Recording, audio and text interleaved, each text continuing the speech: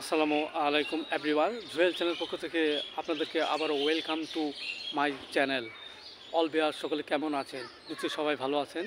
আজ আপনাদের মাঝে একটি নতুন স্পেশালিস্ট ভিডিও নিয়ে হাজির হয়েছি। ভিডিওটি হলো গলা ব্যথায় হোমিও চিকিৎসা। দেখেন এভরিওয়ান, এটি একটি ইম্পর্ট্যান্ট একটি ডিজিজ। আমাদের মানবদেহে বিভিন্ন কারণে আমাদের গলা ব্যথা করতে পারে। এর মধ্যে কিছু উল্লেখযোগ্য কারণ হলো আমাদের আমাদের আমাদের গলায় যদি অত্যধিক পরিমাণে যদি ঠান্ডা লাগে, কিংবা আমরা যদি অত্যধিক পরিমাণে ঠান্ডা জাতীয় খাবার খাই, এর ফলেও আমাদের মাঝে গলা ব্যথা রোগটি দেখা দিতে পারে। আবার দেখা যাচ্ছে যে আমাদের মানবদেহে যদি অত্যধিক পরিমাণে যদি ঠান্ডা লাগার ফলে যদি টনসিলাইটিস কোনো সমস্যা থাকে, এর ফলেও আমাদের মাঝে গলা ব্যথা রোগটি করতে পারে। সো এভরিওয়ান, আমাদের মাঝে যদি হঠাৎ ঠান্ডা লাগে এবং প্রচুর গলা ব্যথা করে কিংবা উপজিহ্বা বৃদ্ধি পায়, এক্ষেত্রে আমরা যে ওষুধটি সেবন করতে পারি সেটা হলো একুনাইট 30। আমরা 2 ফোঁটা করে সকাল বিকাল 2 বার সেবন করতে পারি।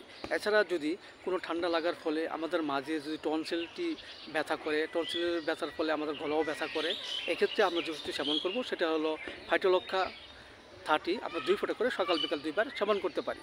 পাশাপাশি আমাদের হোমিওপ্যাথিক যে বায়োকেমিক বড়ি ম্যাকফস ব্যথা কমানোর জন্য 6-এর 4টি গোবর চিবিয়ে আমরা হালকা গরম কুসুম পানি সহ আমরা সকাল বিকাল 2 বার সেবন করতে পারি।